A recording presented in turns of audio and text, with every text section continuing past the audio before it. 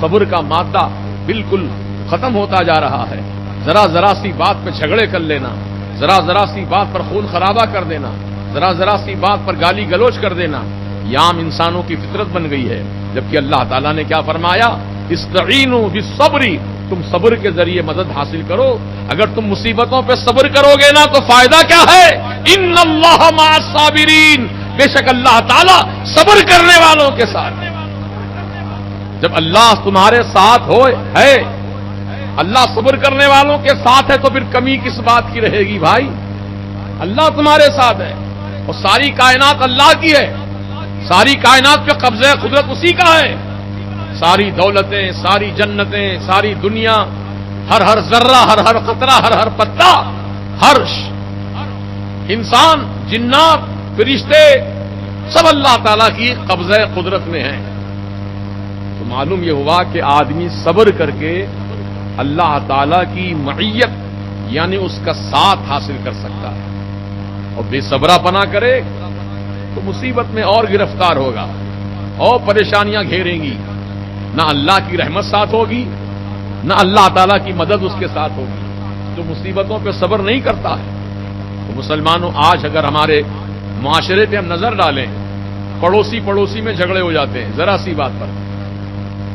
جھاڑو دیا، کچرا ادھر ڈھکل دیا، جھگڑا شروع ہو گیا. اکثر ایسا ہوتا ہے.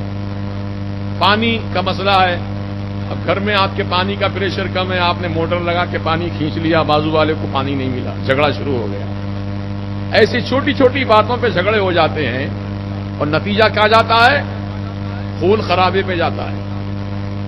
جب بات بڑھتی ہے نا، گفتگو میں اضافہ ہوتا ہے، کچھ باتیں وہ کرتا ہے، کچھ باتیں آپ کرتے ہیں، تو معاملہ حد سے زیادہ بڑھ جاتا ہے. پھر اس کا نتیجہ یہ نکلتا ہے کہ مار پیٹ ہوتی ہے، سر پھوٹتے ہیں، جسم زخمی ہوتا ہے، پھر کورٹ کچہری کے چکر کاٹتے رہو زندگی بھر. اگر آدمی صبر کر لے نا تو بڑی بڑی مصیبتیں ٹل جاتی ہیں، بڑی بڑی پریشانیاں ٹل جاتی ہیں. اس لیے اللہ تعالیٰ نے قرآن کریم میں اپنے ایمان والے بندوں کو حکم دیا کہ ایمان والو تم صبر کے ذریعے مدد حاصل کرو. کوئی تم پہ ظلم کر رہا ہے، سہ لو اس کو، برداشت کرو، بدلہ مت لو اس سے. کوئی گالی دے دیا تم کو، تم صبر کر لو. کوئی تمہارے مال میں نقصان پہنچا دیا، صبر کر لو، کیونکہ اللہ صبر کرنے والوں کے ساتھ ہے. لیکن ہمارا حال یہ ہے کہ 1 روپے کے لیے، اخباروں میں پڑھتا ہوں، نیوز میں معلوم ہوتا 1 روپے کے لیے قتل ہو گیا، چند روپیوں کے لیے مرڈر ہو گیا. اللہ اکبر. روپیوں کی اہمیت ہے کہ انسان کی جان کی اہمیت ہے؟ بتائیے کس کی اہمیت ہے؟ جان کی اہمیت ہے. اور جو جان بوجھ کر کسی انسان کا قتل کیا، چاہے وہ ہندو ہو، مسلمان ہو، سکھ ہو کہ عیسائی ہو، کوئی ہو، جان بوجھ کر بلا وجہ کے کسی کا قتل کر دیا، تو قرآن کریم میں اللہ تعالیٰ نے ارشاد فرمایا اس نے ایک انسان کا قتل نہیں کیا بلکہ پوری دنیا کے انسانوں کا قتل کیا. تو جتنے انسانوں کا قتل کرنے سے گناہ لازم آئے گا، اتنا ہی گناہ ایک انسان کو بے قصور انسان کو بلا وجہ کے مار ڈالنے سے اس کا گناہ اس کے سر پر آئے گا. یا دنیا تو گزر جائے گی، کورٹ میں جھوٹی گواہیاں دے کر، کورٹ میں رشوت دے کر، پیسہ کھلا کر وکیلوں کو تم چھوٹ سکتے ہو. یہاں کی عدالت میں معافی ہو سکتی ہے، چھوٹ سکتے ہو، بری ہو سکتے ہو. لیکن اللہ پاک جو احکم الحاکمین ہے، جو اللہ تعالیٰ انصاف فرمانے والا ہے، اس کی عدالت سے نہیں بچ سکتے.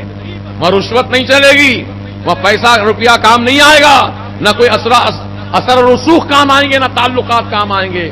وہاں آپ کا عمل دیکھا جائے گا، آپ کا عمل کیا ہے. مسلمانوں، دنیا تو عارضی زندگی ہے، چند دنوں کے لیے ہم کو یہاں رکھا گیا ہے. آخرت ہمارا اصلی ٹھکانہ ہے. اس تھوڑی سی دنیا کے لیے، تھوڑی سی عمر میں ہم نہ جانے کیا کیا کر لیتے ہیں، ناجائز، حرام، ناجائز، نہ جانے کیا کیا کام انجام دیتے ہیں، اس لیے کہ ہم سکون سے رہیں، آرام سے رہیں. ناجائز کام کر کے آپ آرام سے رہیں گے، حرام کام کر کے آپ آرام سے رہیں گے. یاد رکھو، جو اللہ تعالیٰ کی کھلم کھلا نافرمانی کرتا ہے، اس کی ناعصیاں شیاری کرتا ہے، وہ بندہ آرام سے نہیں رہ سکتا ہے. اللہ تعالیٰ اس کو اپنے عذاب علیم میں گرفتار کرتا ہے. دیکھیے فرعون، حامان، شداد، یہ کیسے بڑے بڑے کافر گزرے ہیں دنیا میں. دولت کی کمی نہیں تھی ان کے پاس، سلطنت کی کمی نہیں تھی ان کے پاس، حکومت کی کمی نہیں تھی، پوری دنیا پہ حکومت کرتے تھے یہ لوگ. ہاں، اور فوج، بے گنتی کی فوج ان کے پاس تھی. دولت کے خزانے تھے، کیا ان کے کام آئے؟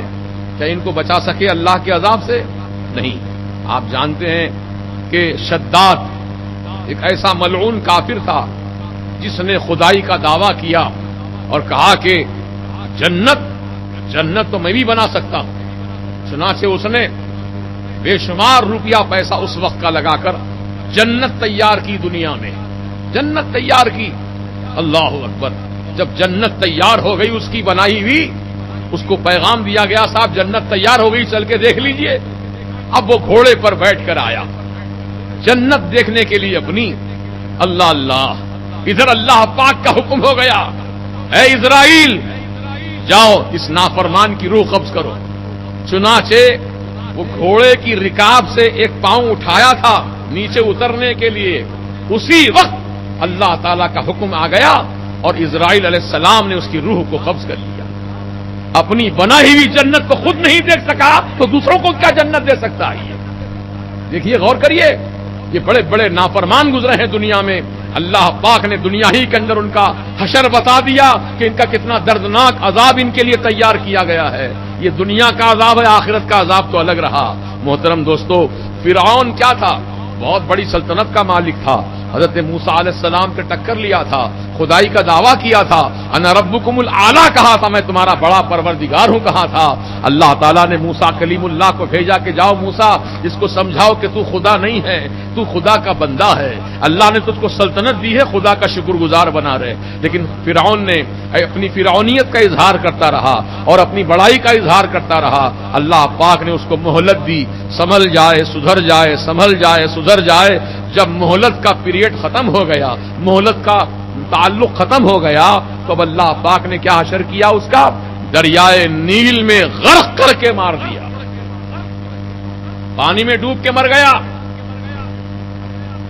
یہ ہے اللہ کا عذاب۔ نمرود یہ بھی بہت بڑا دشمن خدا، خدائی کا دعویٰ کرنے والا۔ اللہ پاک نے ایک لنگڑے مچھر کو، جس کا ایک پاؤں نہیں تھا مچھر کا، وہ لنگڑے مچھر کو حکم دیا کہ جاؤ اس کا دماغ ٹھکانے لگاؤ۔ وہ مچھر آیا، ناک کے پاس بھن بھن کرا اور اندر گھس گیا۔ مچھر اندر چلا گیا ناک کے ذریعے دماغ پر، اور اس کے دماغ کا وہ خون چوستا تھا مچھر، تو دماغ میں اس کے بہت شدت کی تکلیف ہوتی تھی۔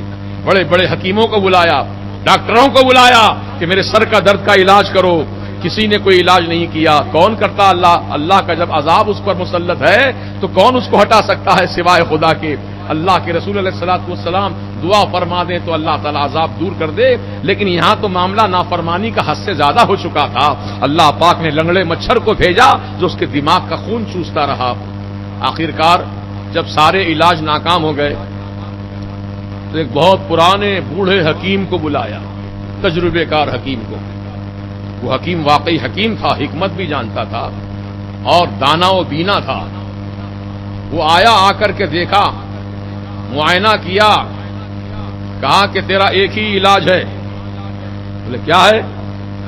لکڑی کے کھڑا میں بنا جوتے، لکڑی کے جوتے بنا، ایک 10-15 آدمیوں کو اپنے اطراف کھڑا کر جوتے ہاتھ میں دے کر، جب بھی تیرے دماغ میں درد ہو تو اشارہ کرنا شروع ہو جاؤ، تو وہ تیرے سر پر وہ جوتے ماریں گے لکڑی کے تو تیرا درد کم ہو جائے گا۔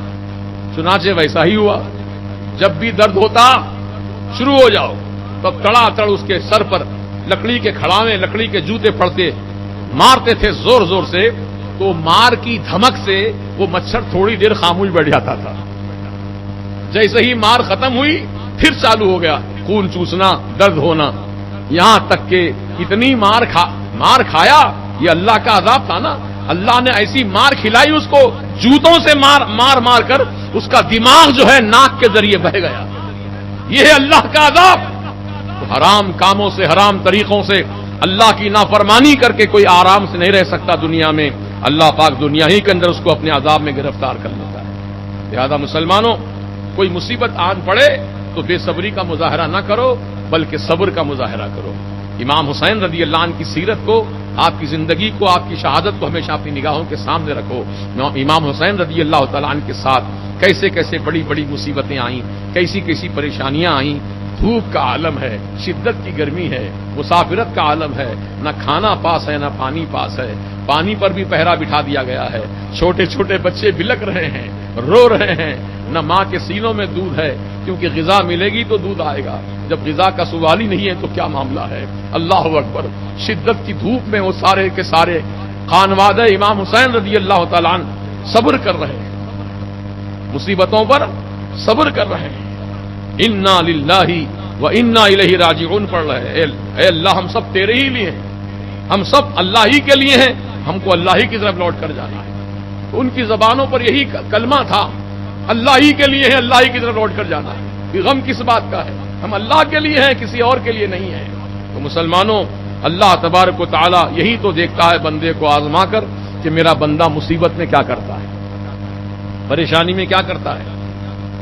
اللہ اللہ۔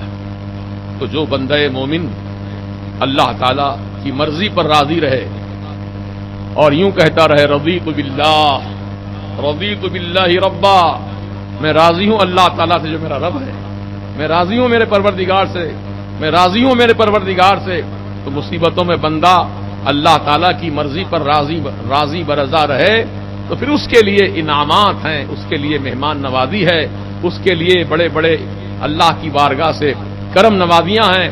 چنانچہ اللہ پاک نے قرآن کریم میں تو اتنا فرما دیا، ان اللہ مع الصابرین، بے شک اللہ صبر کرنے والوں کے ساتھ ہے۔ تو آپ راستہ چل رہے ہیں، مثال کے طور پر راستے میں اکثر دیکھتے ہیں آپ ایک ہجوم جمع ہوتا ہے، کیا ہو گیا؟ ٹکر ہو گئی، لڑائی جھگڑا ہو رہا ہے، مار پیٹ ہو رہی ہے، فائٹنگ ہو رہی ہے، چاقو تلوار نکل رہے ہیں، خون خرابہ ہو رہا ہے۔ کیوں؟ ذرا سی ٹکر ہو گئی، ذرا سا ٹچنگ ہو گئی، گاڑی کو گاڑی ٹکرا گئی، تو معاملہ گالی گلوچ، پھر گالی گلوچ سے آگے مار پیٹ کا چلا، پھر مار پیٹ کے بعد جو ہے خون خرابہ ہوا، پھر پولیس آئی گرفتار کر کے لے گئی، FIR درج کیا، پھر کورٹ میں پیش کر دیا۔ اگر تھوڑا صبر کر لیتے تو نہ لڑائی ہوتی، نہ جھگڑا ہوتا، نہ کورٹ کچہری کو جانا پڑتا ہے نا۔ تو آدمی راستہ چلتے چلتے بھی صبر کرتا رہے، ہو سکتا ہے راستے میں کوئی تکلیف پہنچ جائے، اس کو صبر کر لے، اللہ صبر کرنے والوں کے ساتھ ہے۔ مصیبت آ گئی، صبر کر لو، اللہ صبر کرنے والوں کے ساتھ ہے۔